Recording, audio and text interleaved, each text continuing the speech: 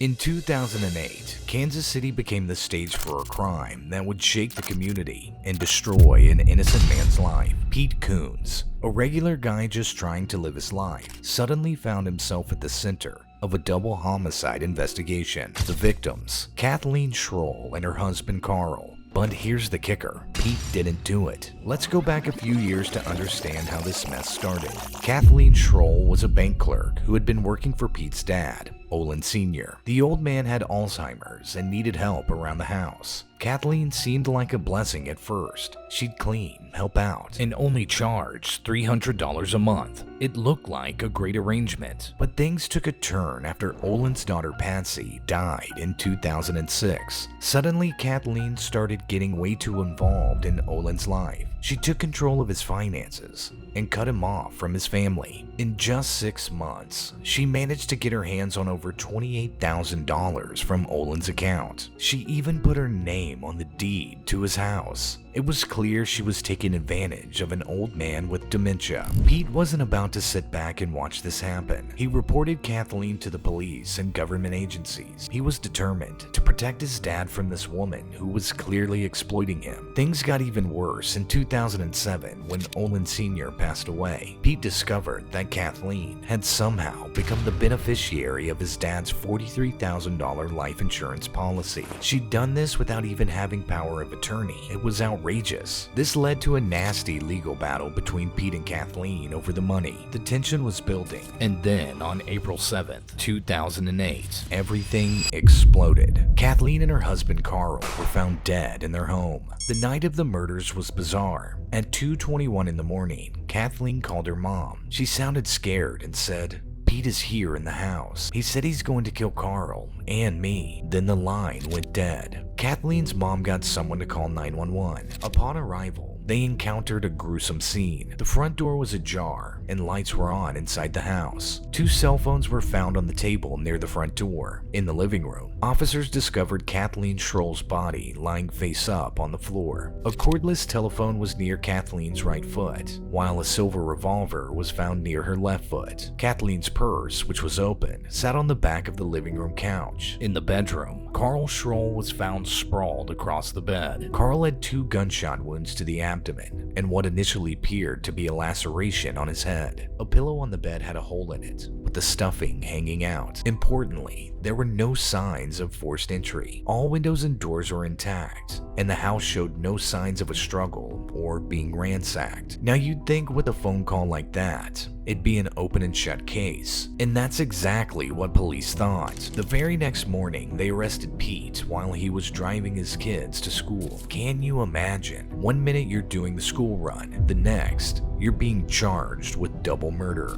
Despite the crime scene's appearance suggesting a possible murder, police quickly focused on Pete Coons as a suspect. This was primarily due to 2 factors. First, there was a phone call Kathleen made to her mother just before her death, claiming Pete was in the house and threatening to kill her and Carl. Second, the police were aware of an ongoing legal dispute between Pete and Kathleen over Pete's father's estate. The investigation revealed several crucial pieces of evidence. Gunshot residue was found on Kathleen's hands, but not on Pete or Pete's steering wheel. DNA evidence showed that Kathleen's DNA was found on the trigger of the gun, but no DNA evidence linked Pete to the crime scene. Firearm analysis determined that the silver revolver found near Kathleen was the murder weapon. It had a 5-bullet capacity, with 1 live round still in it and 4 spent casings. Autopsy findings revealed that Carl had 2 gunshot wounds to the chest and what was initially thought to be a blunt force wound to the head. Kathleen died from a contact gunshot wound to the back of the head. Perhaps most importantly, no physical or forensic evidence was found at the scene linking Pete to the murders. When police searched Pete's home and van, they found no bloody clothing, no guns or ammunition, and no evidence linking him to the crime. The lawnmower mentioned in Kathleen's phone call was not found. Pete Coons had a solid alibi for the night of the murders. His daughter Mariah and her boyfriend Ross Minks were staying at the house. Minks's van was blocking Pete's van in the driveway. Mariah and Ross testified they were awake until 2:30 or 3 a.m. and saw Pete during that time. They heard Pete using his computer around 3 a.m. Computer records corroborated this, showing internet searches being conducted at 1:07 a.m. and 4:51 a.m. from Pete's account. Pete went to trial, and things didn't look good. The prosecution painted Kathleen as this devoted friend and caregiver. They had the phone call, the financial dispute, and even a jailhouse informant saying Pete had confessed. Pete was found not guilty of killing Carl, but he was convicted of Kathleen's murder. He got slapped with a 25-year to life sentence. But here's where the story takes another twist. Years later, Pete's post-conviction lawyers started digging, and boy, do they uncover some dirt. Turns out, Kathleen wasn't the saint everyone thought she was. She'd been accused of embezzling money and was facing scrutiny for fraud and financial abuse of Olin Sr. During the reinvestigation of the case, Pete's defense team made a startling discovery. Kathleen's purse, which had never been fully inventoried by police, contained copies of 11 bounced checks, evidence of outstanding payday loans, Patsy's wallet and death certificates, and other evidence suggesting financial troubles and embezzlement. Pete's lawyers began to suspect that Kathleen was in charge of the entire situation. They suspected Kathleen had killed her husband and then herself, but made it appear as if Pete had done it. Why would she do that? Well, she was in serious trouble. She had stolen more than $11,000 from the credit union where she worked, and everyone was about to find out. She also owed a lot of money to other individuals and was losing the fight with Pete over Olin Sr.'s money. But most importantly, Kathleen wanted her heirs to receive their life insurance benefits. The lawyers learned a lot of intriguing stuff.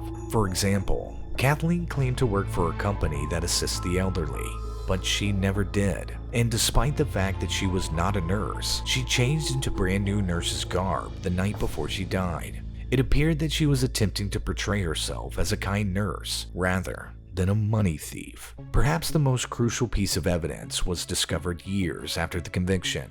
A fourth bullet was found lodged in the pillow with the stuffing hanging out. This discovery led to a re-examination of Carl's head wound, which was determined to be a graze from the fourth bullet. That meant Kathleen's gun was the only weapon used in the crime. But there's still more. Remember the inmate who said Pete had confessed to the killings? As it happened, the person in question was not very trustworthy. The prosecutors knew this person wasn't stable and couldn't be believed, but they used what he stated nevertheless. In the event that he declared Pete guilty, they even pledged to assist him with his personal legal issues. 2 days before her death, Kathleen told several people that Pete had threatened her at a gas station. She told her co-workers, daughter, and lawyer about this alleged threat. However, detectives were unable to substantiate her claims. Security footage from the gas station showed neither Kathleen nor Pete. All of this fresh information revealed an entirely different story. Kathleen was not slain by Pete. She murdered her husband Carl and then herself, but made it appear as if Pete did it. Kathleen had shot herself, as evidenced by the blood splash, the position of her body,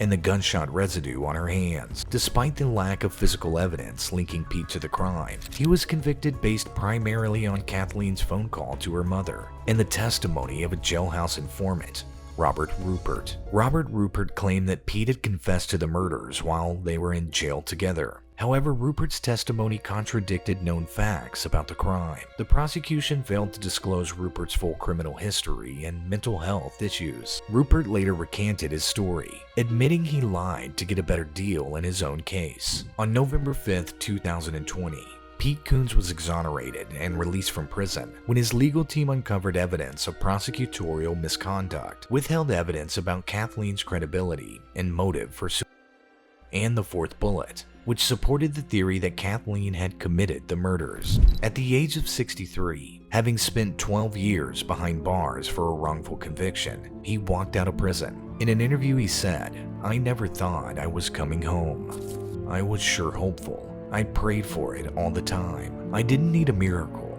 I just needed the truth." Pete was elated to be released from jail. However, his thoughts were also elsewhere, with his family, because they are the ones this was hardest on, he said. But here's the truly sad part. Pete had been in prison for so long and in such deplorable conditions that his health had deteriorated significantly.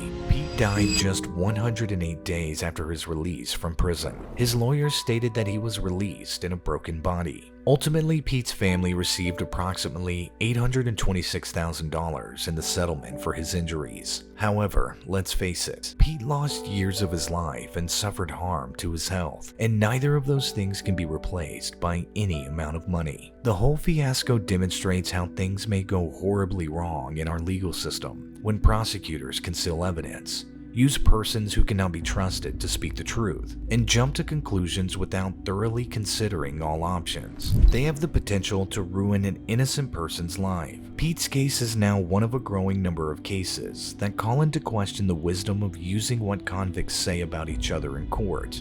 And while Pete didn't live long enough to truly enjoy his freedom, his case might help prevent similar injustices in the future.